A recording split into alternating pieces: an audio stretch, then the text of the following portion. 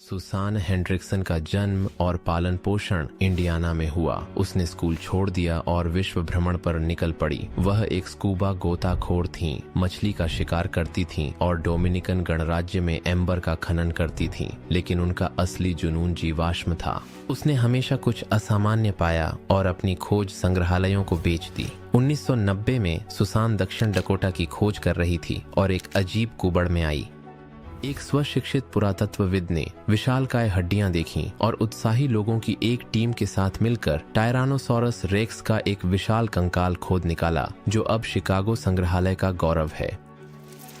उसका नाम सू है और वह अस्तित्व में सबसे पूर्ण नमूना है। कंकाल की लंबाई 12 मीटर और ऊंचाई 4 मीटर है, और जबकि वह संग्रहालय के आगंतुकों का मनोरंजन कर रहे हैं, सुसान हेंड्रिक्सन को विश्वविद्यालयों से मानद उपाधियां मिल रही हैं।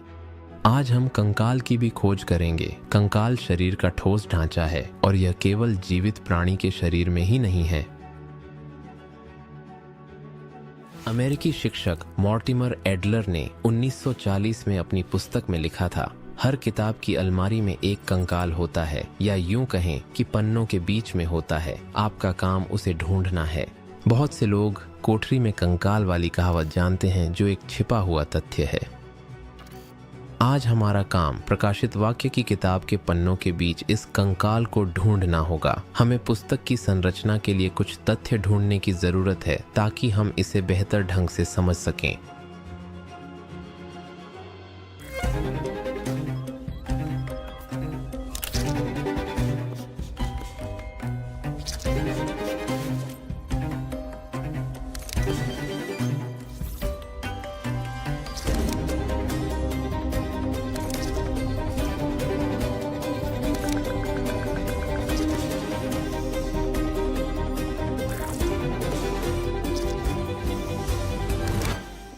सर्वनाश पहेलियां।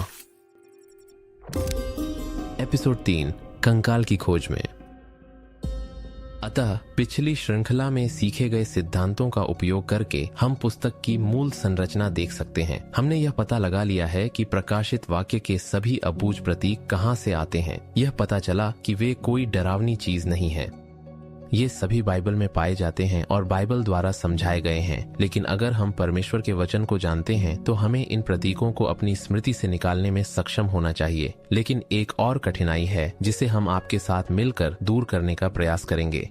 आधुनिक बाइबल का स्वरूप प्राचीन बाइबल की प्रतियों से भिन्न है। एक सुविधाजनक मुद्रणात्मक लेआउट, जिसमें समानांतर स्थानों के संदर्भ हैं और अध्याय के आरंभ से पहले विषय सूची भी दी गई है।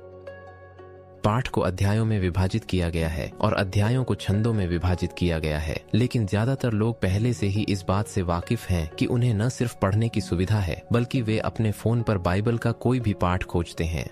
हर जगह किसी भी समय आवश्यक बाइबल पाठ खोजने का अवसर है। आपको बस खोज इंजन में एक शब्द दर्ज करने की आवश्यकता है और सब कुछ मिल जाएगा। दोनों ही अच्छे और बुरे हैं। बाइबल के प्रति हमारी धारणा बहुत डिजिटल होती जा रही है। उदाहरण के लिए, बहुत से लोग यूहन्ना 3:16 को मुंह जबानी याद करते हैं।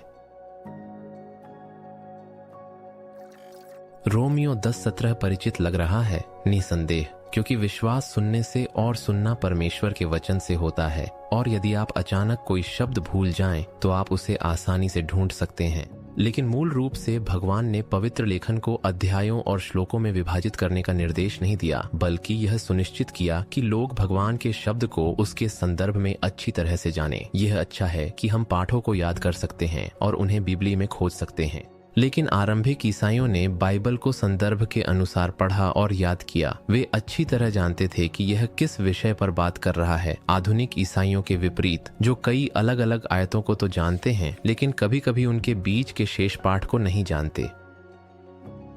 और कभी कभी तो बाइबल की पूरी किताबों की विषय वस्तु ही उनके लिए अपरिचित होती है। इसलिए हमें यहूदियों और आरंभिक ईसाइयों से बहुत कुछ सीखना है। उन्हें बचपन से ही धर्म ग्रंथों को उद्धृत करना सिखाया गया और उन्हें जीवन भर याद रखना पड़ा।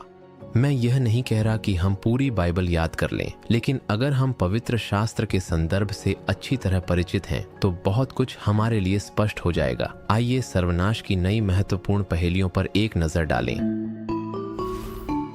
खोया और पाया मेनोराह। आइए पहले अध्याय को पढ़ना जारी रखें। मैं प्रभु के दिन आत्मा में था।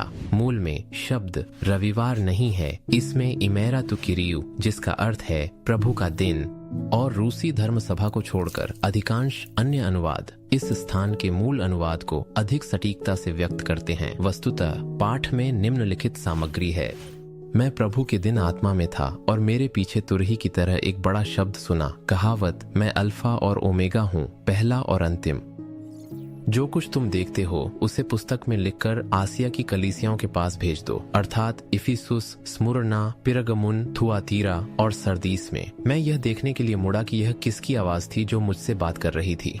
सबसे पहले यूहन्ना उस व्यक्ति का प्रिय चेहरा देखता है जिसने एक बार पतरस से उसके बारे में कहा था, यूहन्ना, यदि मैं चाहूं कि वह मेरे आने तक ठहरा रहे तो तुझे इससे क्या।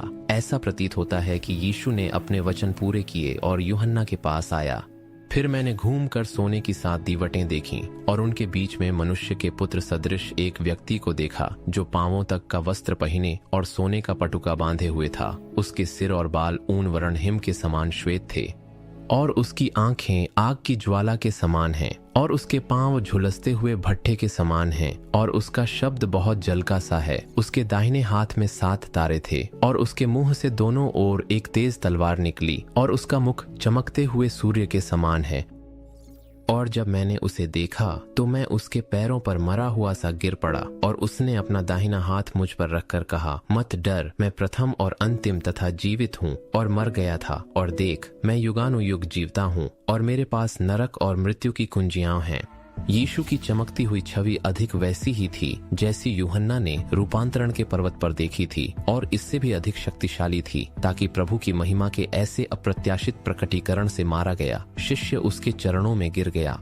लेकिन जॉन के लिए यह कितना सुखद था कि वह फिर से प्रेम पूर्ण आवाज सुने, डरो मत। और बेशक जॉन ने 7 स्वर्ण दीपों को देखे बिना नहीं रह सका, शुद्ध सोने से बने शानदार मेनोरा, जिन्हें एक ऐसी तकनीक का उपयोग करके बनाया गया था जो अभी भी हमारे लिए अज्ञात है।